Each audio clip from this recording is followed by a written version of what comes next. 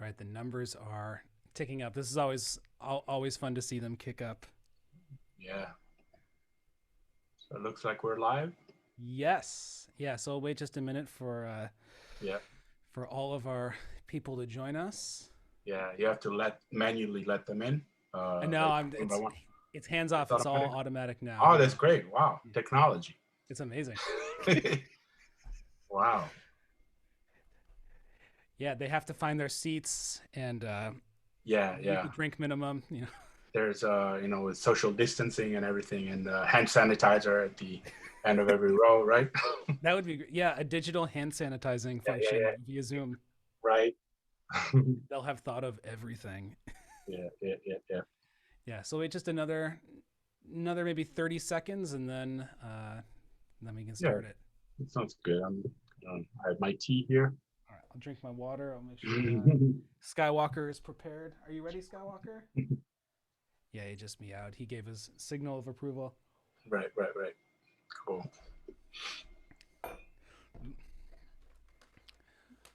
And see if he'll make us, like I said, see if he'll make a surprise visit for us. Yeah. Um, Yeah. all right, I think looks like the numbers are settling out. Usually people will join throughout, but Yeah. Yeah. let's hit it. So, hey everybody, and welcome to the second interview of the day in our Expert Inner Circle and Bass Retreat series. As you know, I'm interviewing really the world's top jazz musicians, performers, educators, creative thought leaders, and diving deep into just what they have to say about stepping into our soloing capabilities and really advancing our core musicianship. So my guest today is very, very special to me, dear friend who I've looked up to honestly for most of my bass playing life. Um, we're talking with Marco Panascia today, and Marco is a bassist living in New York, where he's lived since the early 2000s, and he plays with top musicians and tours really all over the world. Um, so I don't even know what else to say other than yeah, I mean Marco Panascia, he's the Yeah. guy. And I bet. Mhm. so we're going to talk about Marco's journey towards really finding his voice as a bass player. I'm going to ask him about a few of his favorite transcriptions, um, hear what he has to tell the students that he works with about finding their voice and students who are maybe following in his footsteps. And really, the most important thing is we need to settle the debate on whether the drink is called espresso or espresso. Sure. Yeah, we'll get there. And cappuccino. So That sounds good. Yeah, we'll definitely, have a section devoted just to that. we will. And as you can tell, Marco and I, it's not possible for us to have a conversation without smiling and laughing a lot. So this is just going to be a big giggle fest with lots of really great bass peppered in. So I Yeah, am, because I mean, we're in touch all the time. I mean, you're one of the fellow musicians, stayed in touch with the most, during the pandemic, so this feels like just like a catch up that, like we do from time to time. So, totally. but I just want to tell you that I'm really thrilled to be, invited for your bass retreat. You're one of the most inspiring people that I know, like, and all the amazing things that you do, like, you're a great bass player, you're a great educator, you're a great entrepreneur. So I've been looking up to you a lot as well, and I'm definitely proud to call you a good friend of mine, and I I always, check out everything that you do, with your amazing career, and you're really doing some great stuff. So congratulations and kudos.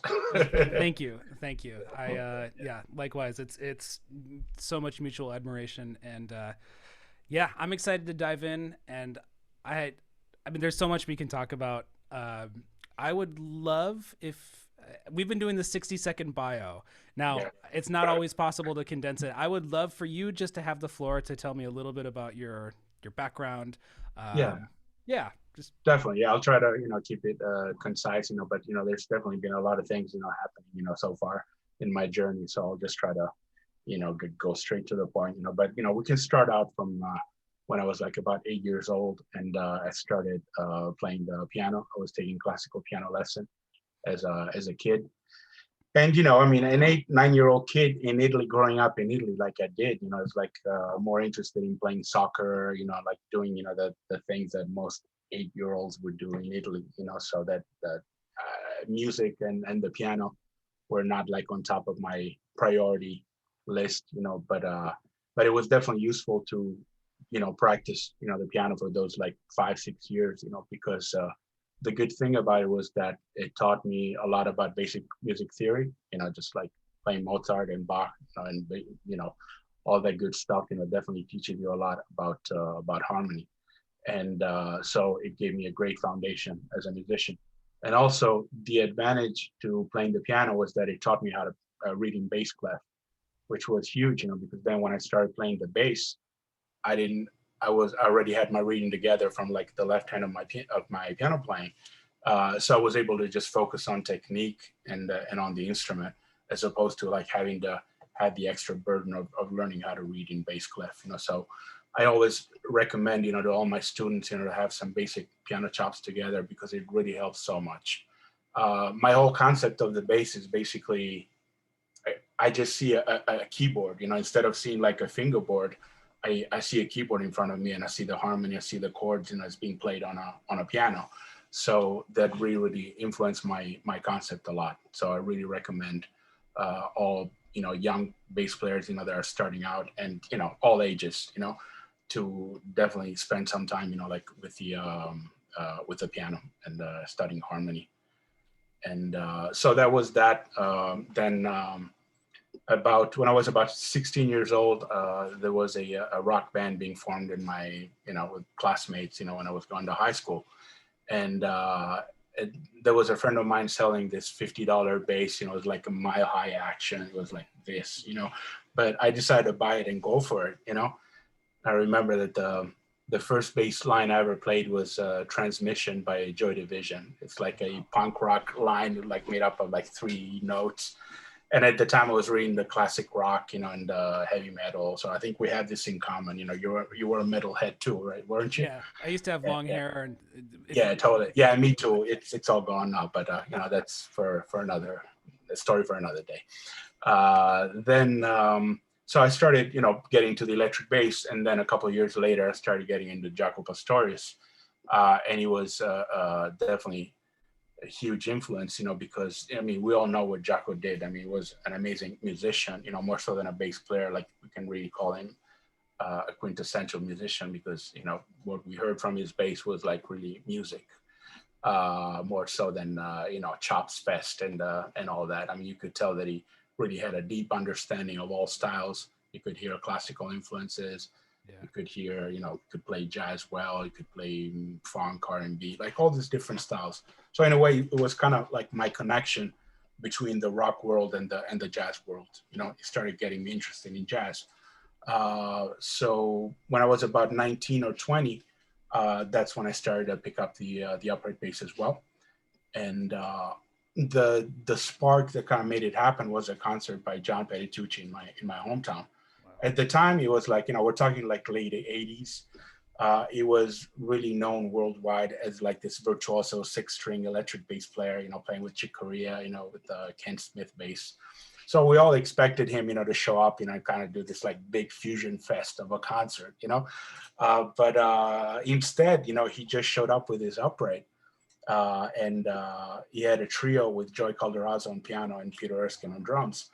And so, the whole concert was like this beautiful acoustic, fully acoustic concert, with no electric bass in sight.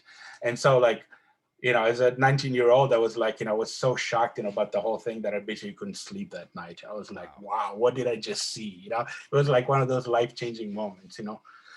And then the next morning, I was like, I asked my parents, could you please buy me an upright bass? I want to start playing the double bass. So that's kind of how it happened. And so every time I run into John at like, in schools or like at festivals or what have you, I always tell him, how grateful I am, for kind of igniting that spark and making me want to start playing the double bass.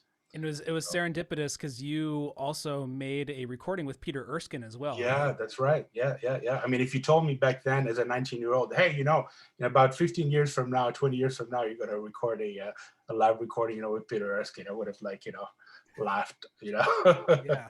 So, but that's the beauty of life, like how unexpected, things can be, and how things can evolve, in a way that you never thought possible. But so that was good. Yeah. Yeah. Wow. And so at that time, when you switched to upright, you learned the belay method, right? So you were doing Yeah. one, Yeah, three, 1 3 4. Yeah, yeah. And again, I mean, it was never like I wouldn't call it a switch, because to this day, if people ask me, okay, what's your favorite instrument? Do you love the upright more than the electric, or the other way around? I really can't answer that. I mean, I really love them both equally. So I've really tried to kind of keep my journey going on both instruments, and I still do to this day. So as much as I love the upright bass, I mean, I would never be able to just give up on the electric, because I just love it so much.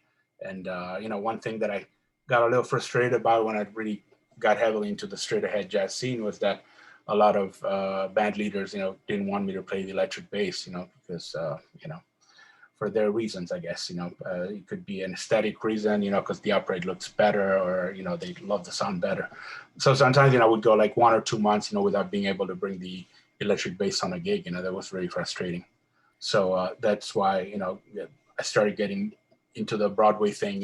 Started being on Broadway shows, and that was really, really helpful. Because it helped me to at least keep my chops up on both instruments all the time, because most shows require bass players to double both on upright and electric bass. yeah. So that's been a really good thing for me. But we can go back to then to the 19-year-old me, started playing the upright. At the time, I was also studying for a chemistry degree, and also got into the conservatory to study classical bass, the classical teacher. So I was like kind of having these two parallel student careers at the same time, But then when I was like 24, I auditioned for Berklee College of Music in Boston. They gave me a good scholarship.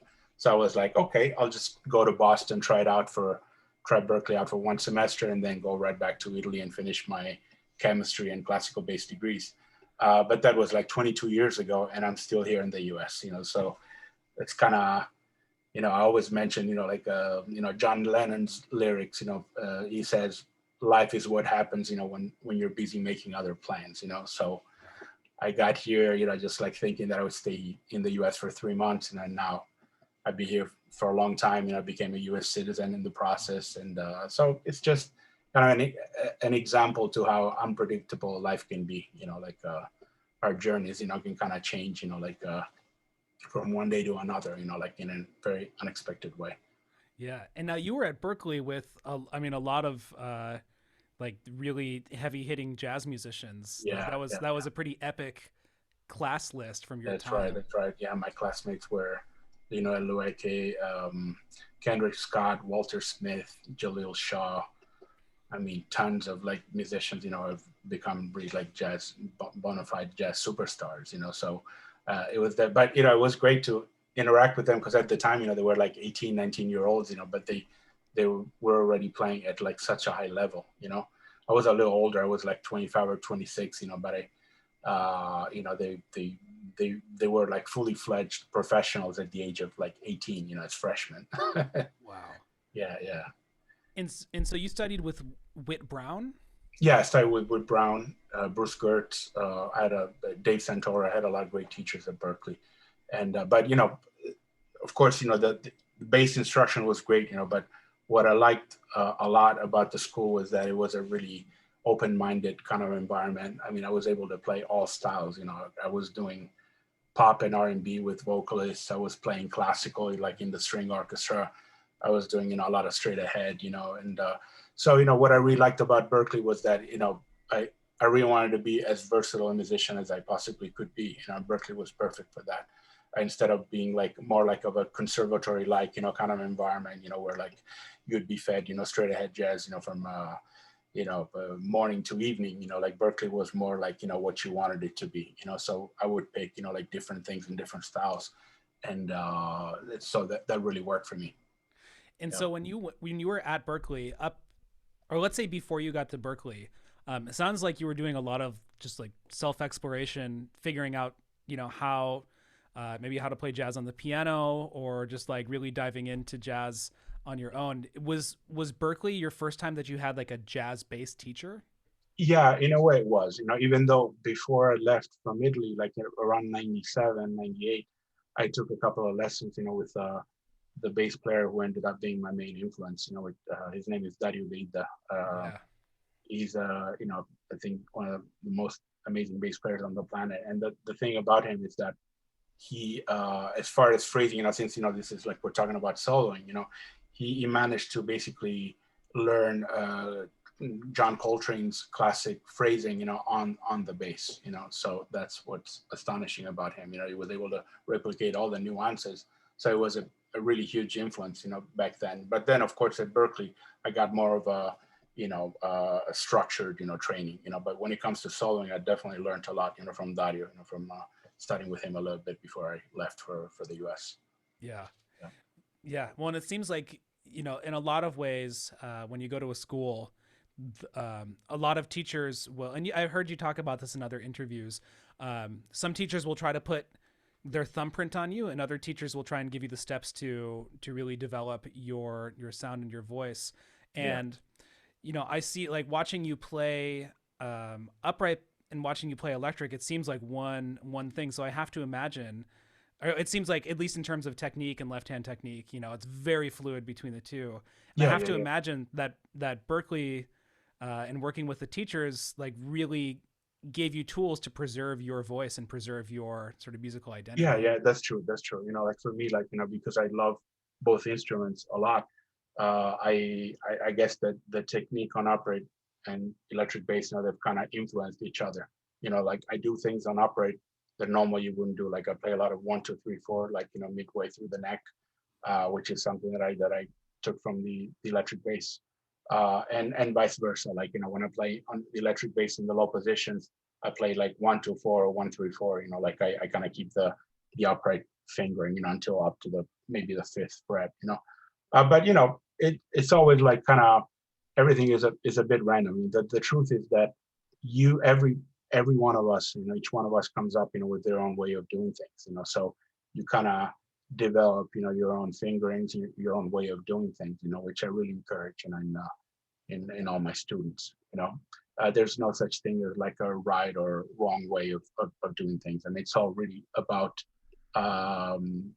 developing, your own thing, but it's important, of course, to spend time, like learning basic technique and the fundamentals, and then kind of take it from there and see what works for you and what doesn't, and then you keep trying for different things until you find what works for you. Yeah. Well, and the idea of there being one right system. I mean, listen, I live in the city where Simandl was made famous for 50 years, and he's actually buried 20 minutes from here. And I probably do something at least once a day that makes him roll around in his grave. Yeah, exactly. Yeah, but I mean, it's really all about, finding your own way of doing things, Absolutely. And this is not to take anything away from like established, like ways of learning and teaching, but to me, it's really, I do put a lot of focus on like, individual self-discovery, and that comes, from doing a lot of playing and a lot of practice. So that's what that's one thing I feel strongly about. Yeah. And so you graduate from Berklee, you leave the chemistry career behind, and then what connected you to New York? Yeah, well, basically, before I got to New York, actually, like around 2000, 2001, I went out to LA a bunch of times, because there was this thing, this orchestra called the Herring Institute. It was basically an orchestra they would put together by audition every summer. It was based at UCLA, and I did it there for like 3 summers in a row, and it was an amazing experience. We would interact, with great guest artists and great conductors and movie composers, and the teachers there were amazing. Was the great Bert Turetsky on double bass, and then the great Carol Kay on electric bass. I learned a lot from them both. Carol especially ended up being a huge mentor for me. Yeah. We got really, really close. I mean, I learned a lot from her, not only, when it comes to the bass, but, she, like, if I got sick, she would like call me and like, check on me if I taken my aspirin and my ibuprofen, that kind of thing. It was like kind of a surrogate American second mom, So, I'm very, very grateful, to her, not just for the musical advice, but for for how caring, she was and supportive. And also when I was out in LA, like after we finished our classes and I'm playing with the orchestra, she would like take me out to the jazz clubs in the Valley, and she introduced me to Earl Palmer and like a lot of great musicians, from the Wrecking Crew, for the studio scene that she was a part of, So I'm really, really grateful for everything that she's done for me. So, but so that was like before I was still a Berklee student, I was doing like this educational stuff on the side. And then around 2002, I applied for a master's degree in Manhattan School of Music, and they gave me a full scholarship. So there was a pretty good excuse, for me to move to New York. Like that was like kind of, I was really, all I wanted to do was play and interact with great musicians, So, but it was good to have like an official excuse, to kind of take me to the city. And also at the time, I was still an international student, So in order to stay legally in the country, I needed a student visa. So, Manhattan School of Music, was great, because it allowed me to continue my studies and stay in the country legally. And then, after Manhattan School of Music, then I did what all international students do. They have their practical training, then they do an artist visa. Then I got my green card, and then eventually I decided to become a citizen of the United States. So I kind of just went step by step, along the way. That's amazing. Yeah. So so Manhattan School of Music, I had a great time. I had great teachers, like Harvey S. and Jay Anderson. And but the thing was that even though it was a bass performance degree, I think I spent a lot more time like writing music actually, because like we had Dave Lehman and Phil Markowitz, were our improvisation teachers, and with them, you had to do a lot of writing every week, and also was this great improvisation teacher, Gary Dial, who would have us, write a tune every week. So, even though I did practice the bass a lot, I have to say that I wrote and composed, music even more, So it was great to be exposed, to some amazing, composing techniques. Like one whole semester we had to write a suite, where basically there were no chords allowed, but we could only use like counterpoints between the voices. So we had to basically suggest a harmony through the counterpoint, as opposed to having a piano just like laying the chord out, so that was a challenge. And then the next semester, it was like the opposite of that. We would have like chords, made up of 17 notes, like a D over F sharp, over E flat, over F sharp minor, over the, basically this chord, you can't even play with two hands. You have to like kind of pedal it out and kind of, play like 5 triads in a row, So it was nice to kind of go through these extremes, from like no harmony to like a lot of harmony, It was definitely something that taught me a lot. Well, I'm sure it must have helped your ears too, because talk about like playing in cordless trios or being able to listen to what's happening in single lines. Yeah. And then also like playing really dense, or hearing really dense voicings in modern music.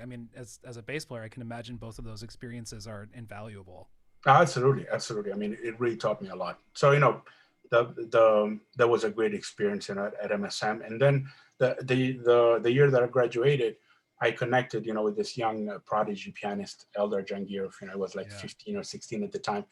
He had just gotten signed to Sony, and he did his debut album with like Michael Brecker and John Petitucci. He had like, like a who's who of jazz, he had them as guests, in his debut album.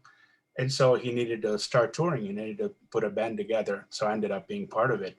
And so for the next 3 years of my life, that's basically all I did. I went across like 3 continents, with him. And we recorded 2 albums. And one was Live at the Blue Note with a lot of guests like Roy Hargrove, Chris Bodie. Wow. And the next record, ended up being nominated for a Grammy. So I don't know if I can say that I'm a Grammy nominated artist, but I was part of a recording that got nominated. So I guess that's good stuff for a resume. Man, we'll give it to you. Yeah. And then after that, I just started freelancing a lot in New York. Just started working with Eric Reed, Kevin Mahogany, Kenny Barron. Then I sort of ended up being the house bass player for Resonance Records for a while. It's like this great label based out of LA. He saw me playing live with Dado Moroni and Alvin Queen. Yeah. And so he decided to record me, Dado, and Peter Erskine in LA. And so there's a live at Beverly Hills recording on the Resonance label. And also he made me record trio with the great pianist Tamir Handeman from LA and Louis Nash on drums. And also I did a Claudio Roditi recording with Donald Vega and Romero Lubambo. A lot of great musicians. So it was definitely a good experience, being called back, for all these projects, and it really made me grow, and it helped, put my name out there more and more. Yeah. So yeah. And, I'm sorry, were you going to ask something? No, I'm just saying, like, that's it's such a diverse sort of playing. Not even a resume, but just like what a great way to get indoctrinated into the jazz scene, is just getting thrown into it and playing with all these different people and having to figure out what they need in order to play their best. Yeah, it's just I mean, that's a skill that's great for for bass players to be able to get into a situation and say, okay, I'm playing with or being like a house bass player, for the label, like, okay, playing with all these different people, how can I support them, how can I like make it feel like we've been playing together, Absolutely. For a That lifetime. was the most challenging part. Absolutely. Yeah, it all came to, it was all part of like my sort of like New York education on the spot on the bandstand. Like I have a lot of interesting anecdotes about, just being here for 20 years at this point. So I can think of many, great, gigs, that were like amazing learning experiences. Like I can, for example, I was playing a lot with Vincent Herring, the great alto player. Used to have a steady gig on Mondays, when I was living in Brooklyn, and I was like living only 2 blocks away from the venue, the Up Over Jazz Cafe. And at the time, his regular bass player, Richie Goods, was often busy going on the road and stuff, So sometimes, and he also had a young son. So sometimes he would just like forget to call, and tell Vincent, sorry, I can't make the gig this week. So the gig would start on Mondays at 9 p.m. And like on a lot of Mondays, like at 8:53, I was there on standby, like, and he would call. He was like, "You got to be here in 5 minutes," and that happened like at least 10 times, So, and that gig was amazing, because it really taught me a lot. I mean, he basically, Vince, he would just like start playing tunes, and he didn't care whether you knew them or not. So I learned. Kind of complex tunes, like harmonically complex tunes like Stablemates or Whisper Not, I mean, you look at them, there's definitely a lot of harmony, to learn on those tunes, but in the audience, there would be like really established players, like, big names, and also like the up and coming musicians like Robert Glasper or, other ones that kind of became superstars afterwards. So I definitely didn't want to pass as the bass player who didn't know any tunes, so my radar really like went to work, and so I really recommend, all my students, to even if they don't feel ready, to go to a jam session or like jam with other people, I encourage them, to just go for it, and try to learn and get their butts kicked as much as possible, because that's when you learn, like when you're under pressure, that's when your radar, really works, and you end up like learning so much, so that's basically what happened with me, Yeah, well, and I love when you're under pressure, right? I feel like your ears are firing on all cylinders, and if you can really rely on your ears to give you accurate information, then I think as a bass player, like that's one of the number one assets that we can have. Totally. So yeah, that was definitely an amazing experience. I mean, I learned a lot, and also another example was like a gig that I did with Lee Konitz in 2008. Oh yeah. With Lee, I mean, the deal was that basically he would, he would play standards, but it was never, he would never play like the heads of the tunes as we know them. He would make up his own, and there were like these beautiful improvisations that could have totally been like legit alternate heads, for those songs, like it was amazing stuff, but he would like improvise it on the spot. And also he would like basically just start playing, and it could be any key. So it could be like My Funny Valentine in F sharp minor instead of like C minor, or and he could sometimes he would start at the top, sometimes he would start at the bridge, sometimes he would start at the last A. So basically, the deal was that it was me and a piano player and a drummer. So between me and the piano player, whoever kind of grasped first, what tune he was playing and where he was in the form and what key he was in, either the pianist or me would like just start comping, and Yeah. that's how it came together. But he would never call a tune or like tell what key would be in or where he would start. So it was like the most amazing ear training session that I've ever experienced in my whole life. Wow. I learned so much, during that gig, that one gig. Yeah. Well, speaking of amazing ear training experiences, I heard in another interview that you did, talking about this experience of driving. Was it driving between Boston and New York, or no? It was commuting between Yeah, Brooklyn and Manhattan. that's right. That's right. That's Um, right. could you share that story? I think it's so amazing and Absolutely. so relevant for bass players to Yeah. experience. Absolutely, absolutely. Yeah. Well, basically, the deal, as I mentioned before, Dario Vida is really a major influence of mine, and so I was lucky to have recorded those lessons that I took with him, before I came to the U.S. And I mean, you can imagine like the amount of information that was like in his solos. I mean, like pretty mind blowing, So when I first moved to New York from Boston, I still had a car. I gave it up like a year later because having a car in New York City, just not forget it. Yeah. Not going to happen. But for about a year, I was like living in Brooklyn and I was commuting to Manhattan almost every day, both for school and for gigs. So I would like have this like hour-long drive, back and forth, from Brooklyn to Manhattan and back. And so I would play. At the time, I still had like a cassette player in my car. We're talking Oh like wow. 2002. No, I mean, yeah. So this was like pre CDs, pre iPhones, pre everything, So I would like play this tape, of him like from the lessons, playing the solos, and I did it for about a year straight, like every day. And so I basically learned a lot of his solos, through like direct osmosis. Yeah. I don't know how you can. It's basically like a sponge that absorbs the information directly from the source. So just by listening to them. And so a lot of times, like after listening to it, I would like get my bass and I would like find stuff under my fingers from those solos that I hadn't even practiced. Because basically it had like worked its way through my brain just from like listening over and over again. So that's something I really, really recommend in terms of like learning and ear training, just like listening to something over and over again. And it really finds a way into your brain. Yeah. Uh, yeah. Wow. Well, especially with transcription, I mean, there are so many different ways you can go about it, but like anytime I have transcribed a solo, and when I say transcribe, I really just mean loosely, like learning by ear. Yeah, yeah, The yeah. solos that really stick in my ear that I can actually sing through are the Mhm. solos where I listen to them hundreds of times Yeah, and exactly. didn't even try to play it on the instrument or That's write it right. down. Yeah. Yeah. And then you're like kind of in shock, when you pick up your bass and you're like, wow, I have it under my fingers and I didn't even practice it or like write it down. So that's like the most shocking thing of all. But it really finds a way through, seeping through your brain, if you listen to something like 100 times. So that's something I really recommend. Or like if you want to learn a new tune or, you know, it just like by listening over and over again, I mean, it's really like the best way to learn. So Yeah. I really recommend that. When And I yeah, Oh, sorry. I was no, saying no, go ahead. I feel like with bass players, or well, I won't just pin this on bass players. I'll say a lot of musicians.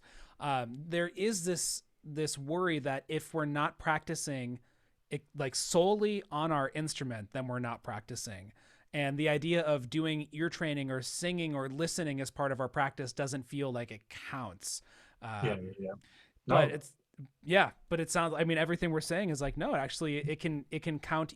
In some ways it can count even more if you're really absolutely. working on these. There's a lot of great practicing that can happen away from the instrument. So I really recommend it. Sometimes, like, I don't take the train. I haven't taken the subway in months, because of the ongoing pandemic, but when I used to take the subway almost every day, I would like go into this like soliloquy scatting mode, I would like, think of a tune like, I don't know, Bye Bye Blackbird. And like I would have like, I don't know, 45-minute ride into Brooklyn. And I would like basically scat in my head, or like, kind of softly over the changes to Bye Bye Blackbird for 45 minutes straight. And my goal was like to like never repeat myself, you know? Yeah. So that's some really, really good way to practice, a way, even if I don't have a bass in my hands, because the deal is that uh, you you can't play something unless you have it clear in your head, Yeah. so I mean, the brain is the starting point for everything, so in order to be able to play something, you have to, has to come from here, so practicing, what happens in your brain, like before you even have an instrument in your hands, is definitely the most important thing, I think. Yeah, Yeah. and it's not even about having to hammer away a lot of theory or scales or anything. I mean, I used to practice scales and arpeggios in my head, like fingering along. I would get a Yeah. pitch from somewhere and just have it centered. But Yeah. vocabulary is something that doesn't need any explanation in order for us to be able to absorb it or to be able to sing it, right? So we can work through these things and not have to be held back by, oh, is this a flat nine or 13, or is this a melodic minor scale? It's like, it's cool because it builds up our lyrical playing and our sense of phrasing and all these other things that again are not dependent just on having the instrument in our Yeah, hands. yeah, absolutely.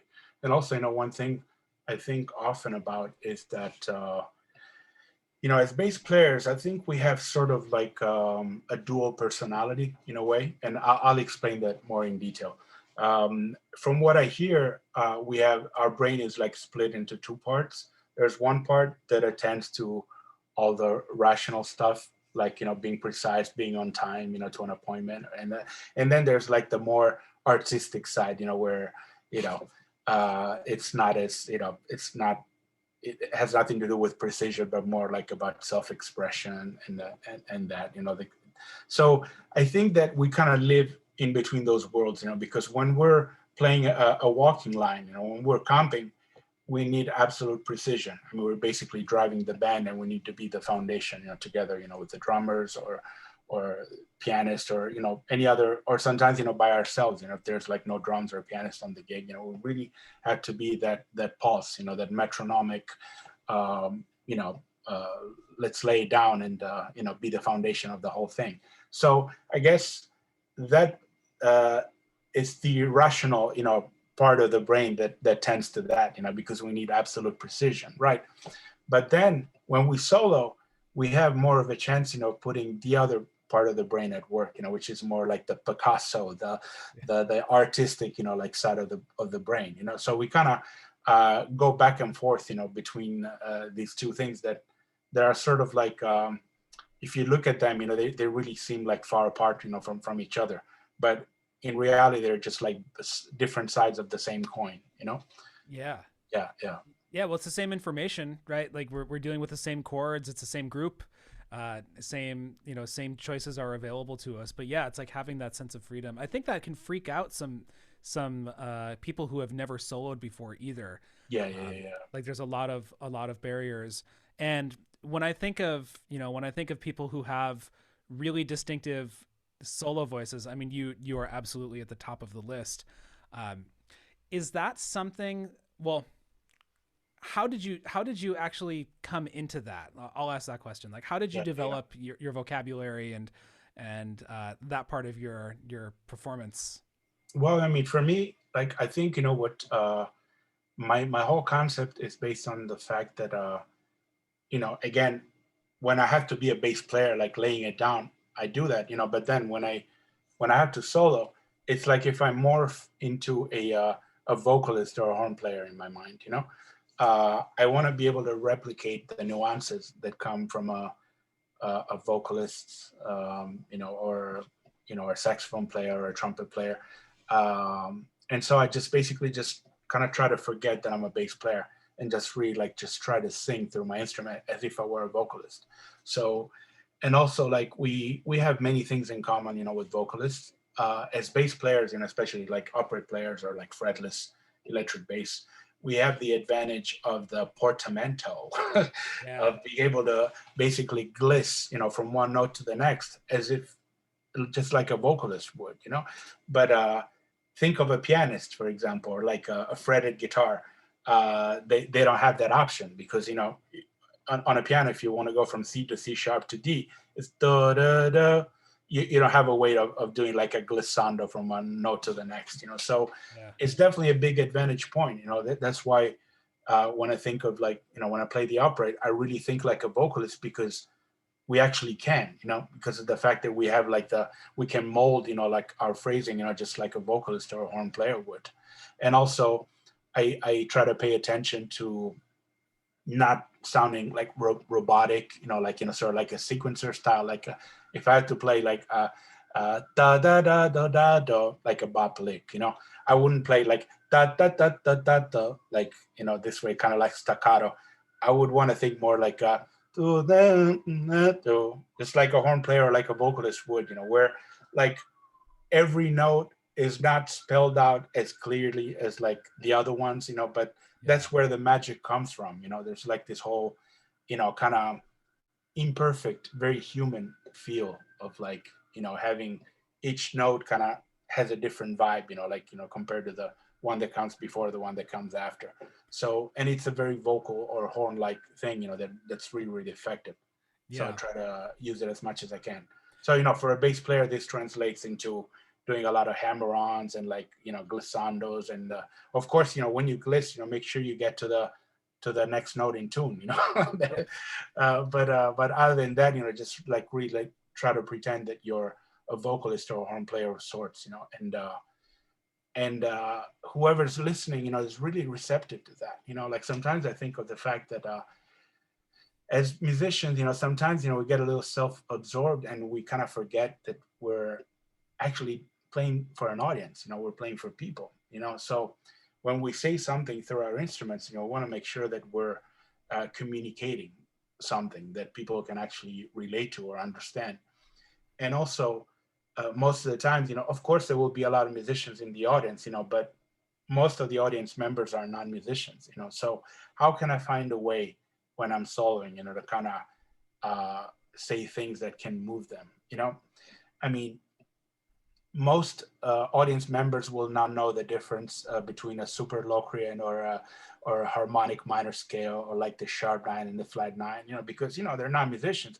But there are things that I can do in my soloing, in my phrasing, that can definitely move them, and tell them something, So to me, that's like always paramount, trying to always be conscious of the fact that I'm playing for people, and I want to be able to say something through my instrument that they can understand and that can move them, even if they're not, aware of the technicalities and theoretical stuff that we professional musicians, are often all about, So to Yeah. me, that's a very, very important thing. Just like really trying to tell a story every single time, that I'm playing a solo. Yeah. Um, yeah, And there's so much I mean, in your playing there's so much clarity. It's like I feel like that's something that is communicated very well. And when I listen to, not just the vocabulary, but like really the story that you tell when you play, that is the probably the thing that jumps out the most, is that there's so much clarity in what you're doing. There's no, like, you're not trying to hide anything. It's like, this is yeah, what yeah, I'm yeah. playing. This is what I mean. And I think for bass players, especially because either we're told it's not our job to solo or we just don't give it as much emphasis, it can be kind of scary to play with that much clarity in our playing. Yeah, yeah, yeah. Well, I mean, for me, it's like a paramount, really important concept. Like, and I say that both for my comping, for my walking lines, and for my soloing. I really want every note to kind of be clear, and precise. And to me, it's like, I really care a lot about the things that the non-musicians tell me, because like to me that's like kind of the holy grail, just being able to communicate something to a non-musician, like I remember one time I was at Smalls, I played a gig, and there was like this businesswoman, she was like, I don't know anything about music, like I don't even know how I ended up here tonight. But when I think of a bass, I think of like boom, boom, boom, boom, boom. It's like, this like, where I can't tell one note from the next, But when I was listening to you, to your cello, when I was listening to you playing, I could hear every single note, and that's like the first time it's ever happened, So to me, there was like a huge compliment, especially because it was coming from a non-musician, who doesn't know any of the technicalities, that we all know. But the fact that I was able to move her and communicate my ideas, with clarity was really, really huge, especially because it was coming from a non-musician. So that's a really, really important thing. And also, one thing that I recommend is a sort of like a takeaway that I got from a lesson that I had with the great Rufus Reed, who was also featured here, a couple of days ago. I remember I studied with him, when I was a student at Ravinia. It's like educational program in Chicago, and so at the time, I was like, young, still. I was like playing like really strongly, like especially the E string. I was like slapping that E string, and it was like, he made me realize, that, he told me what I want to hear is like the pure note.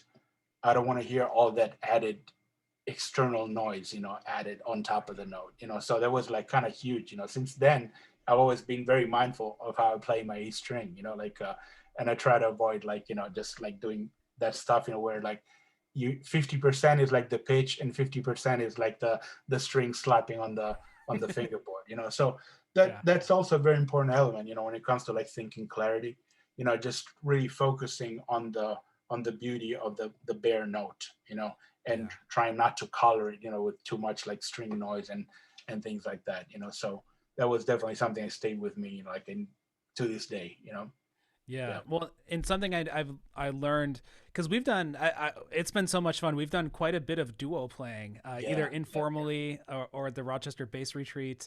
And there's a couple of videos floating around on the internet. That's right. Of some duo performances, and I remember just like something clicked when we were playing, and it always stuck with me, and I shared this with all of my students.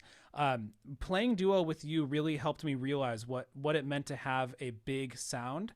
And it had nothing to do with volume. It had everything to do with control of the phrasing. And that to me was like, I don't have to play loud. I just have to play consistently so everybody knows where I sit in the group. And that's right. Such a revelation. I know, and I mean that's something that I went through a lot. I mean, like I remember, like as younger bass players, sometimes we kind of get caught up into the whole like macho idea that's like the bigger your acoustic sound, the better, But it doesn't really help to have a big sound, if you can't tell one note from the next.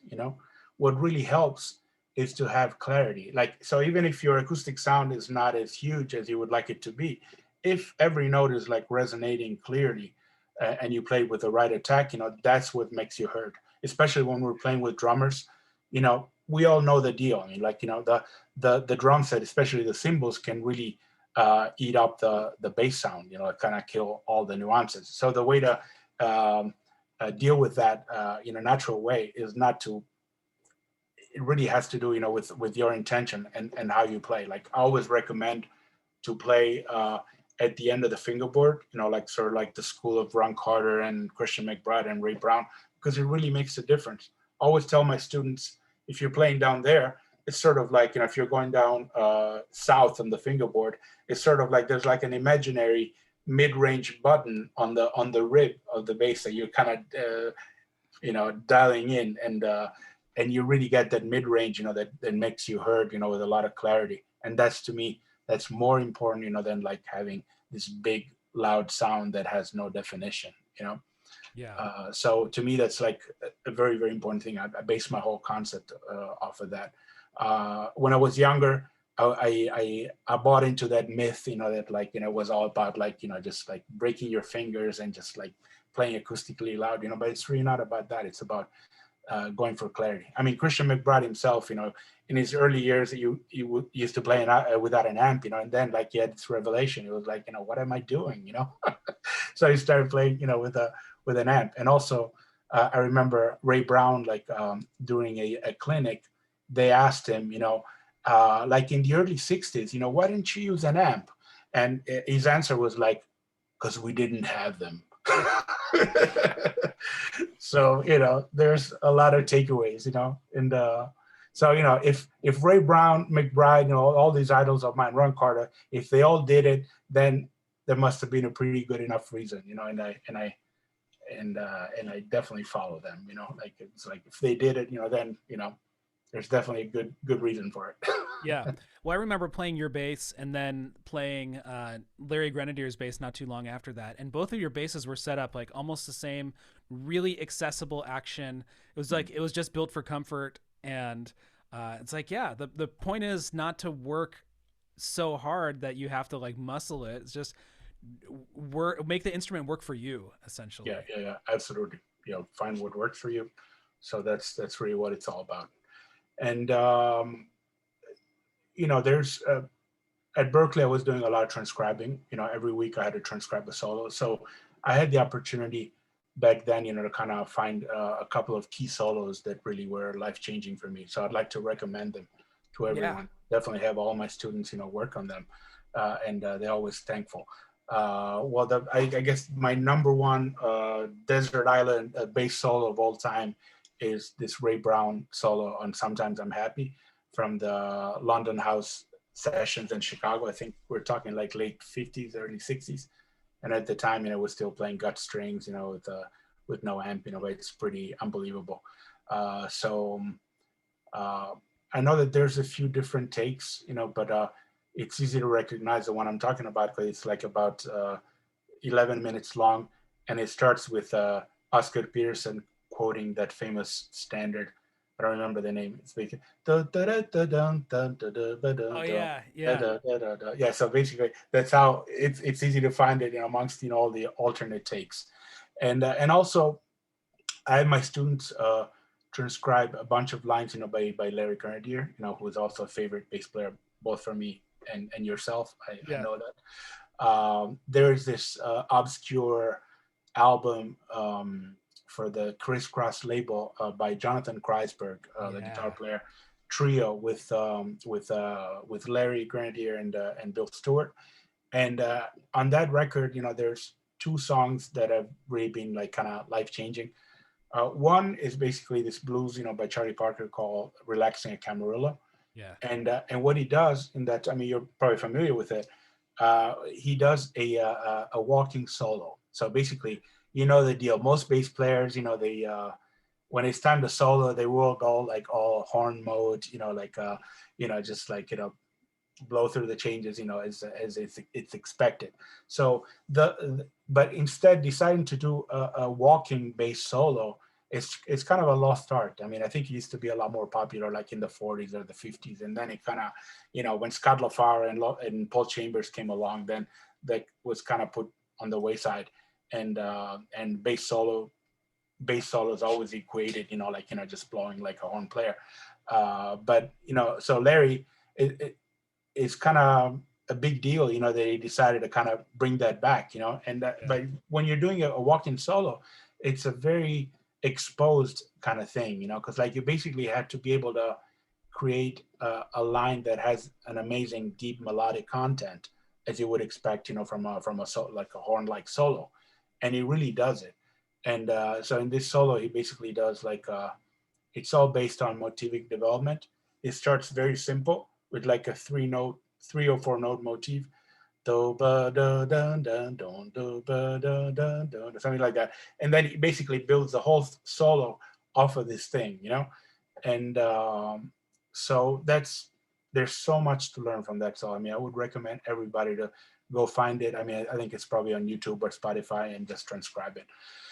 And also on that record, there's another great solo, walking solo on Just in Time, which is another standard, but they do it like kind of super fast, and he does like this unbelievable walking solo, which is based on the same concept of like motivic development.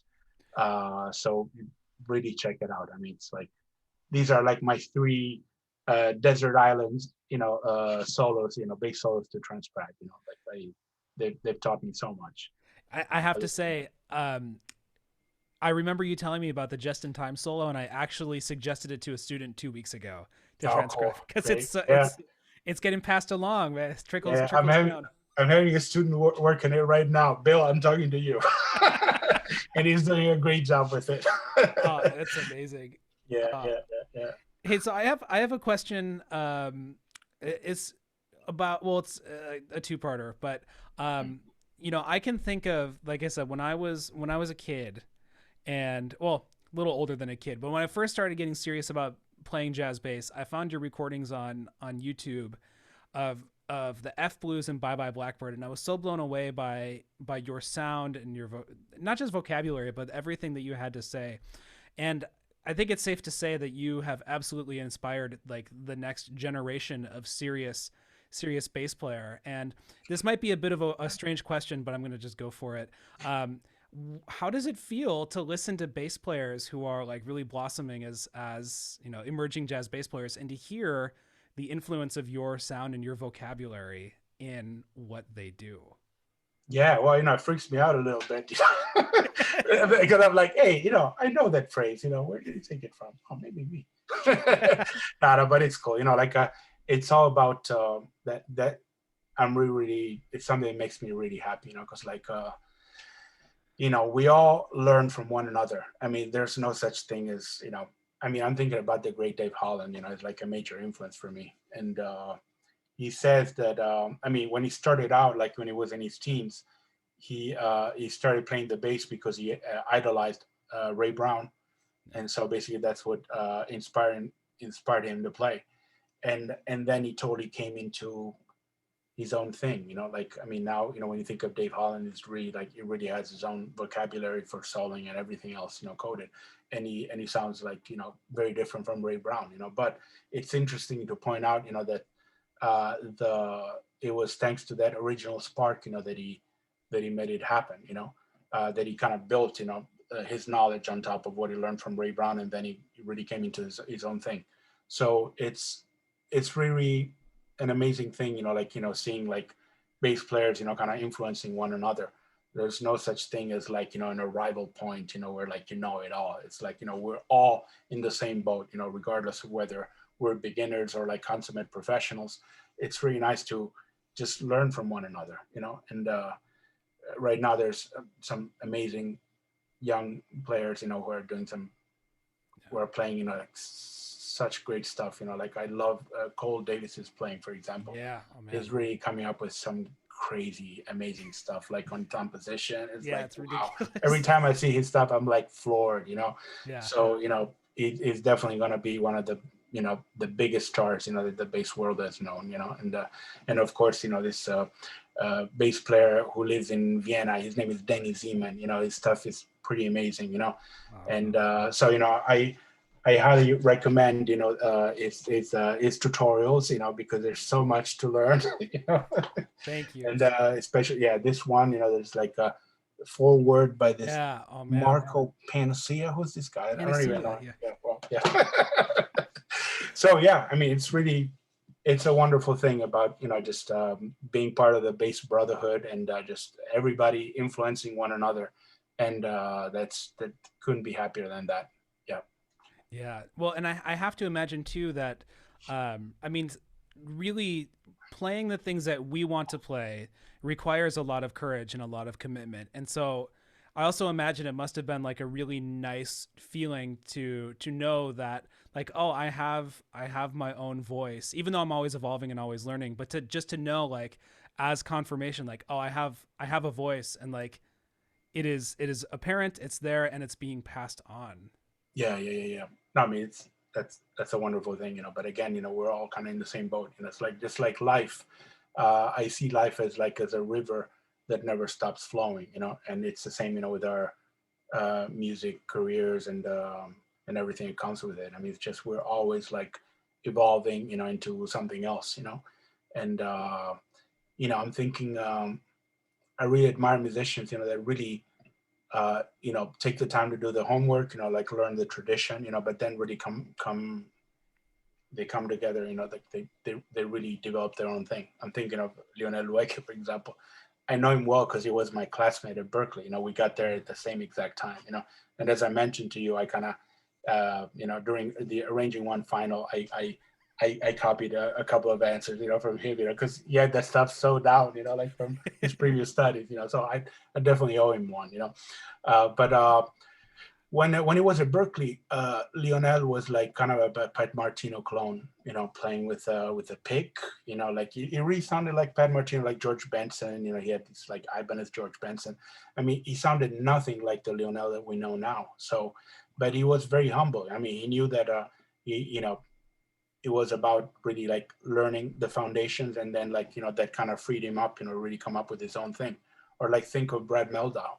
Yeah. Brad Meldau, he was sounding like Wynton Kelly, like in his early days, it was like, and then like in a matter of like 2-3 years, he came up, with his like universe, like when you think of him, I mean, when you hear him, you know that it's him within like 2 seconds, it's sort of like Herbie Hancock or, but it's nice that he started out from like an utmost respect for the tradition, and then there was like his starting point to redeveloping his own thing.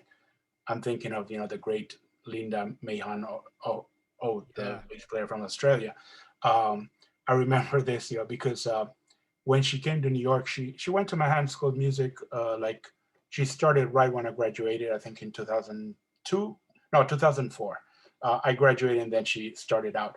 So she had just gotten to town, from Australia, and she needed a bass. She needed to buy a bass, and at the time I was selling one. So she was in the living room checking out this bass, and I was like in the bedroom. I was like, just I'll leave you, with the bass, for 10 minutes. Just check it out.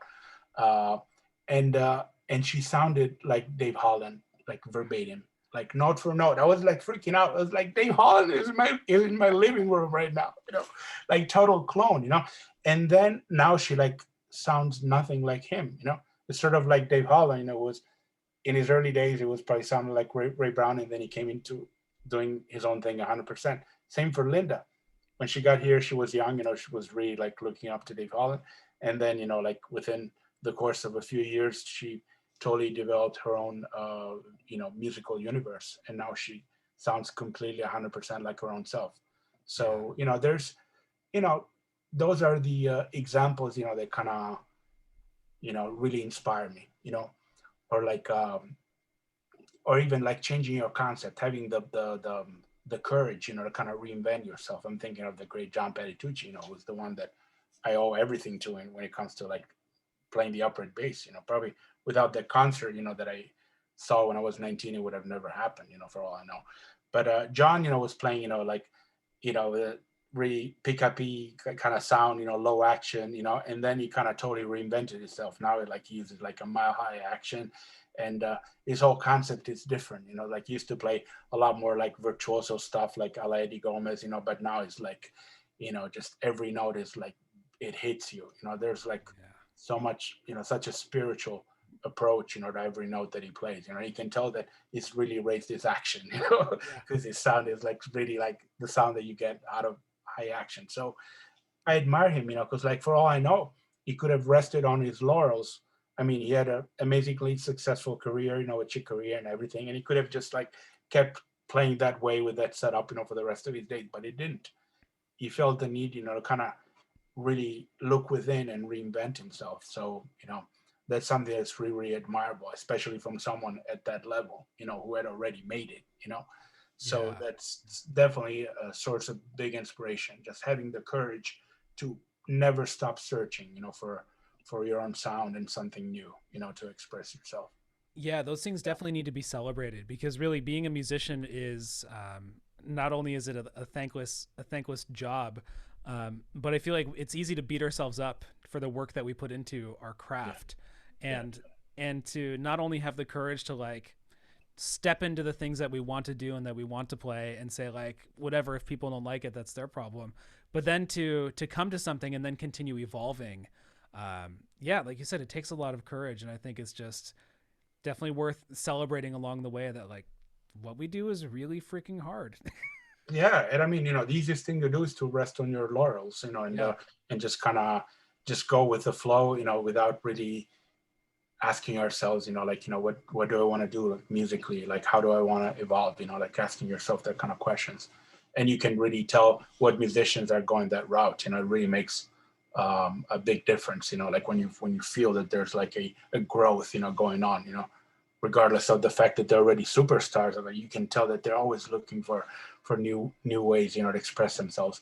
I'm thinking of that famous quote by Pablo Casals, the cello player, when Yeah. they asked him, like it was like 87 years old, and they asked him, why do you keep practicing every day? And his answer was like, because I feel I'm getting better at it. Yeah. Just by practice, like at the age of 87. Totally.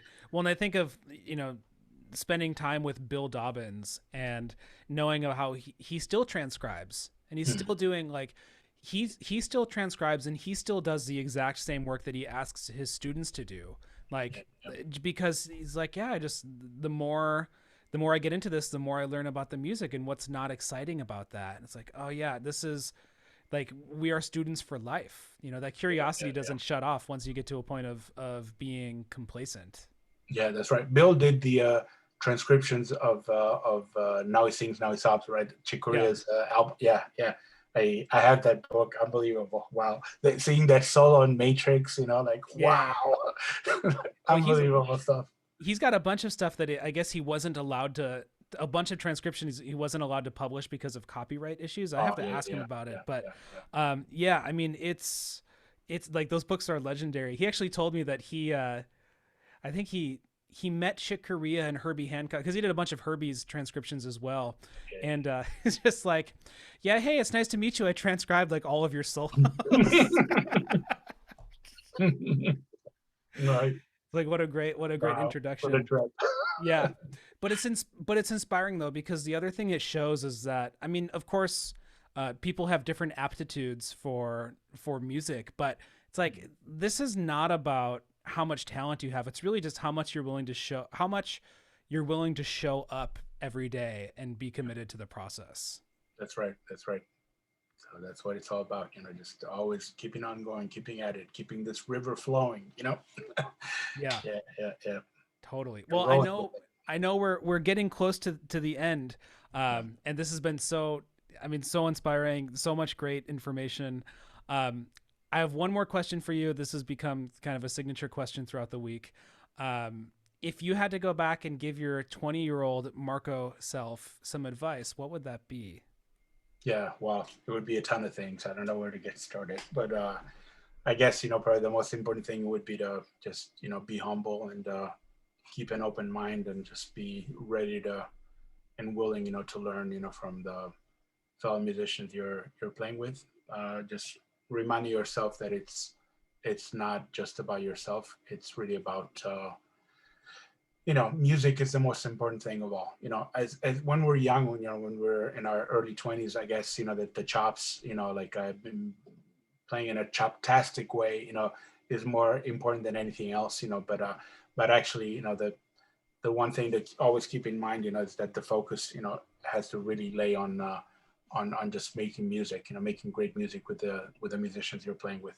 Remember, I took a couple of lessons with John Clayton, when I was out in LA for the Harry Mancini Institute. He was a guest teacher, a couple of times, and I had a lot of takeaways. Like he's a man of such great wisdom. I mean, we all know that, and so he told me that sometimes, like if you're, I don't know, playing with a quartet, it's like bass, drums, piano, and saxophone, for example. Um, as bass players or like as musicians in general, sometimes, we kind of tend to get into our own bubble, just kind of focus a little bit too much on the next hip fill that we could do at the end of a section or this and that, but we always have to ask ourselves, is it going to help the music? Is it going to make the sound better? Or is it just going to be kind of a show off thing, that just shows, how good I am on the bass, So what I'm trying to say is that, I mean, his takeaway was that basically when you're playing music with other people, if you realize that you're paying attention to your own self, I mean, to what you're playing more so than what the other musicians are playing, then you're kind of doing it wrong, you know. So basically, his idea was that we have to inject a lot of unselfishness in our playing. I mean, when we're in the practice room, that's when we have to devote ourselves, you know, to practicing our technique and the fills and this and that. But you know, when we're playing with other musicians, it's really all about just taking a step back from your own like ego in a way, and really focusing on making the magic happen, you know, amongst the musicians you're playing with. You know, I mean, the goal is that the sum of the parts has to be bigger than, like, you know, the individual contributions. You know, Yeah. a lot of times, you know, like they put together like these like all-star bands, you know, like, you know, for super famous musicians, you know, but you can kind of tell that the vibe is like, okay, they're sounding like four individuals, you know, wanting to individually show off, you know, like how great they are on their instruments, as Yeah. opposed to like taking the step back and kind of really like creating magic, you know, like music together. And to me, like the best example of this kind of unselfishness is like, you know, the Wayne Shorter Quartet, you know, the modern edition with Danilo Perez and John Petrucci and Brian Blade. You can really tell that they're forgetting about their individual thing, you know, and really just like going trying to build something as a band, you know, like as a group, you know, more so than like, you know, showing off how great they are on their individual instruments. So that's where the magic happens. It's something that cannot really be rehearsed, but it's really all about like being in the moment. Yeah. Yeah. Oh, that's beautiful. Just, yeah, staying in the moment, remaining humble, and yeah, just being along for. Sorry, my phone is going off at the most inopportune time now. That's fine. But And also, you yeah, know, something there's something a little thing that I like to recommend, you know, to younger bass players is to, even if you don't want to become a full-time orchestral bassist, I mean, I really recommend on focusing on the fundamentals and practicing your bowing as much as you can, you know, because practicing with the bow gives you a lot of discipline, and it really helps your intonation, and it helps you know the fingerboard better. And also the fact that, you know, when you're bowing, um, I mean, if you're playing pits, the note kind of tends to die right away, you know. So if you're playing a little out of tune, you know, like you're not really gonna, it's not gonna be that noticeable, you know. But when you're playing with the bow, it's definitely gonna, if you're playing out of tune, you know, you'll definitely know, you know. So it's really important to kind of build that discipline in your daily practice schedule, you know, because it really helps you get to know the instrument better and playing more in tune. yeah, Yeah. totally. Um, so we're just about out of time. Yeah. I have to ask: is Dewey nearby? No, no, I think he's in the bedroom right now. It's, yeah, Yeah. we'll have another play date with Dewey and It's Skywalker. Skywalker. Yeah, Yeah, exactly. But but Mark, I'm sorry. sorry. Go ahead. Oh, I was just say, No, well, I just wanted to say thank you for for sharing your time. I mean, um, this was just amazing. There was so much great information, and I learned a ton. I'm sure everyone took a ton of notes. But thank you again just for being so gracious and sharing so much inspiration and joy and wisdom in the music making process. no, it's my pleasure. It's my pleasure. We're all in this together. You know, we're all in the same boat. You know, just like trying to find, you know, good inspiration and good things to play on our instruments. You know, so, you know, let's all keep at it. Yeah, Yeah. definitely. Well, again, everyone, thank you for tuning in. And such a great end to our Thursday. We have two more interviews. So tomorrow we're speaking with Bill Dobbins, and then in the afternoon we have a last minute edition with Josh Redman, Amazing. Yeah. which will I'll be sure to be tune in. super fun. So a good way to cap off the week, and then our workshops next week. But again, hop over in the Facebook group if you have any major takeaways from the day. We've been having such great conversations there. And actually, Marco, I think you're in the Facebook group Yeah. as I'm well. Yeah. definitely gonna. Um, I have to catch up on the posts and stuff, you know, but I'll definitely do that.